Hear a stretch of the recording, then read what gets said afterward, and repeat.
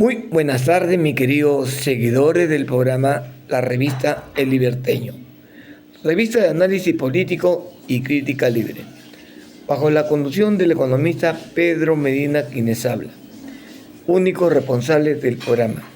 Ante todo, feliz día del trabajo en este 1 de mayo para todos los trabajadores formales e informales y aquellos que están desempleados por la mala política laboral que han aplicado los gobiernos y el Congreso al despedir masivamente a los trabajadores pliegos incentivos, pero los lagartos de las entidades financieras y el CLAI se lo tiraron y los intereses que daban una miseria. Más aquellos que han estado en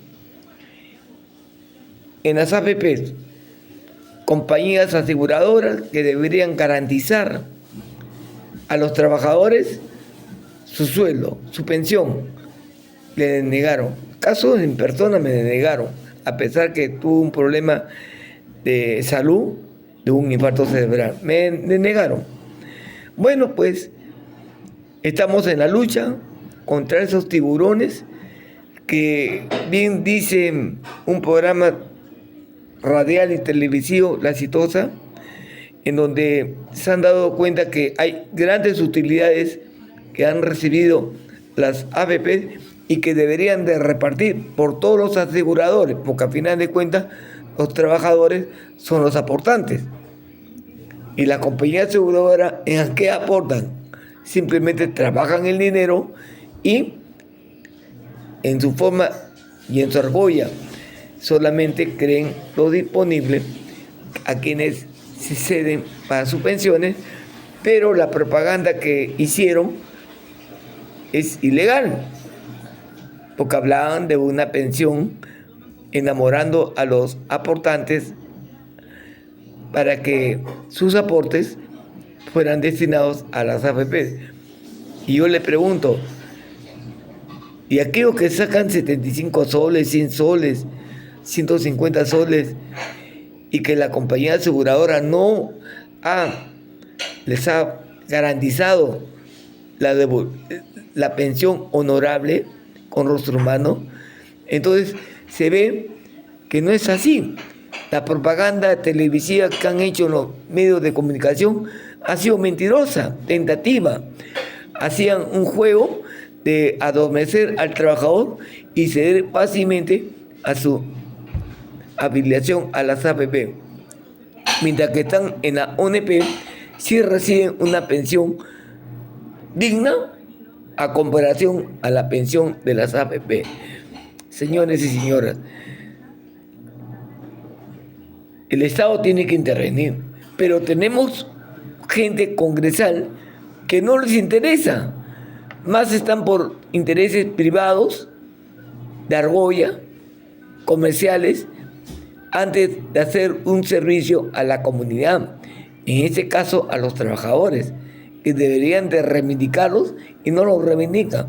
Por eso les digo, feliz día del trabajo. Y yo me pregunto, ¿será un feliz día? Por otro lado, el conflicto entre Perú y Chile es por las personas que han sacado del Estado chileno a la persona indocumentada, es decir, ilegales. Y el Perú debería exigir, ya que nos han dejado el problema en la frontera con Chile, exigir al gobierno venezolano, al señor Nicolás Maduro, que una vez se desarrugue y una vez apoye a sus conciudadanos, porque a fin de cuentas él es presidente ¿de qué? De Venezuela.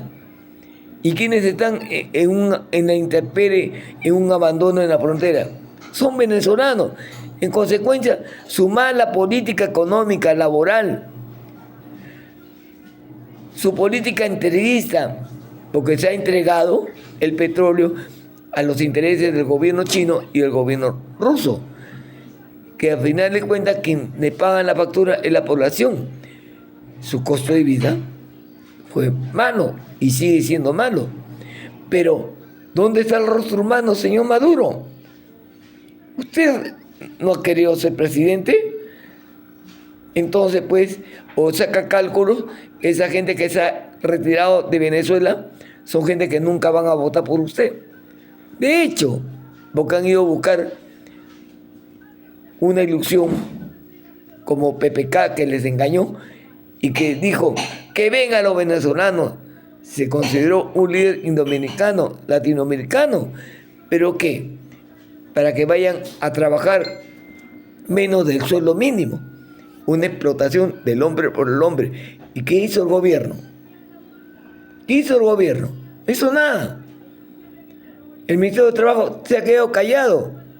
Entonces, el señor Pedro Pablo Kuczynski y todo el gabinete que aprobaron el ingreso de venezolanos que prácticamente han generado desempleo para la mano de obra peruana, y por otro lado ha habido una cantidad de delincuentes. ¿Por qué los delincuentes? Porque los congresistas comunistas le reclamaron a Maduro de que al venir los venezolanos estaban desconociendo a su gobierno comunista y por lo tanto les estaba perjudicando su proyecto de su partido político. Entonces, ¿qué hizo Nicolás Maduro? Abrió las cárceles y le dijo a los delincuentes: se van para el Perú, se van para Chile, se van para el Ecuador o Colombia o van a ser fusilados. Entonces, pues los delincuentes, cuando le abrieron la reja, se vinieron y se afincaron, en este caso al Perú. Y ahí están las consecuencias. PPK debería de responder por todos los delitos que cometen los venezolanos, que matan gente, que extorsionan gente. Señores, y don PPK, bien, gracias a todos los ministros que aprobaron el ingreso para explotar a los trabajadores venezolanos, que hasta ahora los siguen explotando. Bien, gracias. Y los delincuentes, la otra parte de la moneda, vinieron a malograr la seguridad ciudadana. Porque no solamente roban, sino te matan. Hace poco en Surco han matado a un sereno, un padre de familia, y que el alcalde exigió al gobierno de Dina Boluarte usar armas de fuego. Y ahora se le viene este problema que no se sabe qué tipo de gente es la que está en la frontera. Gente buena, gente trabajadora o gente delincuente que estará infiltrado. Porque la forma como han actuado con la fuerza de orden del Perú en agarrarlos a chungazos, a pedradas, pero alentados por la policía chilena, por los carabineros. Esa es la verdad. Y en el Congreso no se dice nada. No dicen nada. Con ellos no pasa nada. Y nuevamente vemos el espectáculo de cancilleres que tratan de buscar una fórmula, pero la fórmula está en que el gobierno venezolano mande los aviones para que vayan a repatriar a su gente, pero no dicen nada. Que dicen, ponen el avión, pero ustedes ponen el combustible, o sea, como 1 millón. ¿Y quién va a pagarlo? ¿El peruano o el chileno? ¿De dónde lo han expulsado a esos venezolanos ilegales? De Chile. Entonces que Chile asuma su responsabilidad y que no nos metan el problema alentando de que esos venezolanos ingresen al Perú. El Perú tiene su propio problema y tenemos gente del extranjero que están vinculados a la droga, que están vinculados al comunismo, que están vinculados a los delincuentes, que están vinculados a las armas de fuego que matan gente inocente. Entonces, pues, y proxenetas, señores. Pero todo eso es cortina de humo, mientras que en Puno el gobierno comunista de la madriguera de Evo Morales reciben el oro por parte de la minería ilegal, que están robando el oro y no hay control del Estado, no está la Fuerza Armada ni la Fuerza Policial y se lo llevan por desaguadero, es decir, para Chile. Señores, ahí está el problema: minería ilegal, contrabando, que evaden impuestos. Y yo le pregunto a la señora Presidente, si no son capaces de poner freno a todo esto, mejor renuncie. Porque prácticamente a la forma como no han sacado al ministro de Educación, al ex ministro, en donde dijo que la Corte Interamericana de Derechos Humanos es una hipocresía y que deberíamos de renunciar, está en pie la palabra del ex ministro, porque la mayoría de peruanos piensan así. Y los comunistas se equivocaron haciendo la paralización, haciendo las movilizaciones.